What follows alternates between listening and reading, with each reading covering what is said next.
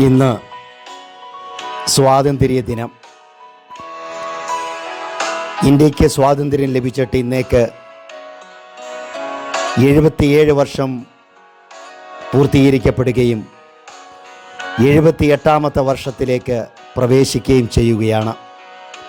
അതെ, 78ാമത്തെ സ്വാതന്ത്ര്യ ദിനം.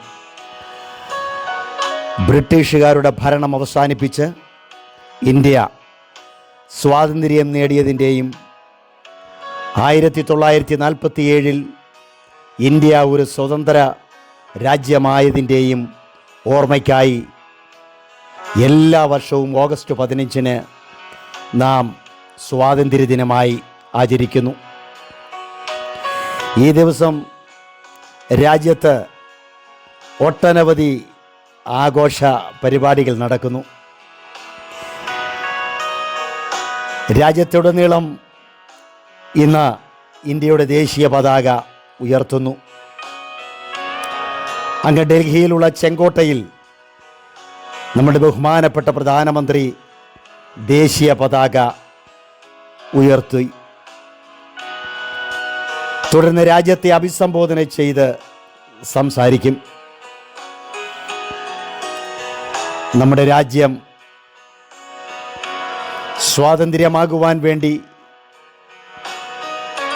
ഇന്ത്യയുടെ സ്വാതന്ത്ര്യത്തിനുള്ള യാത്രയിൽ ധീര പടയാളികളായി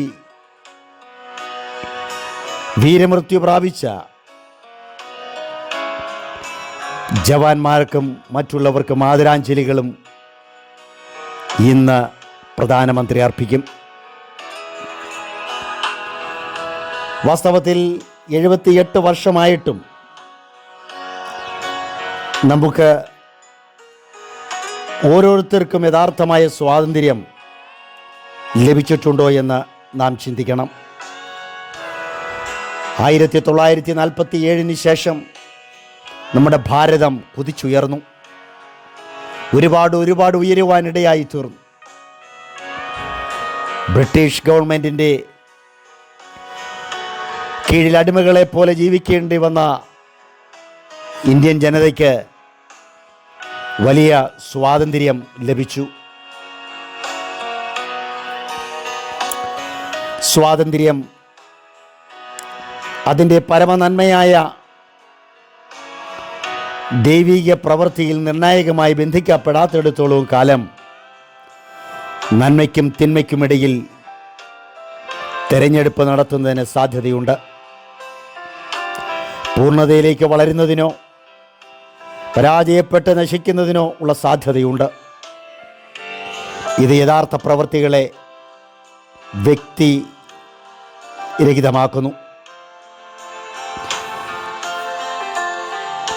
ഒരാൾ എത്ര നന്മ ചെയ്യുന്നുവോ അത്ര കൂടുതൽ സ്വാതന്ത്ര്യനായി തീരുകയാണ്.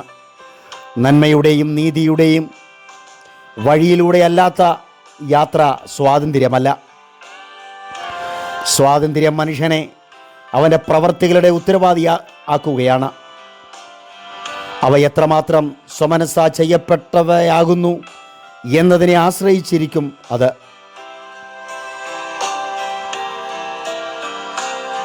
ഒരു പ്രവൃത്തി ഒരാൾ അറിയേണ്ടിയിരുന്നതോ ചെയ്യേണ്ടിയിരുന്നതോ ആയ ഒരു സംഗതിയുടെ അവഗണനയുടെ ഫലമായി ഉണ്ടാകുമ്പോൾ അത് പരോക്ഷമായി മനസ്സറിവോടെയുള്ള പ്രവൃത്തിയാകും. സ്വാതന്ത്ര്യം മനുഷ്യജീവികൾ തമ്മിലുള്ള ബന്ധങ്ങളിൽ വിനിയോഗിക്കപ്പെടുന്നു. സ്വാതന്ത്ര്യവും ഉത്തരവാദിത്വമുള്ള ഒരു ജീവിയായി അംഗീകരിക്കപ്പെടുവാനുള്ള സ്വാഭാവികമായ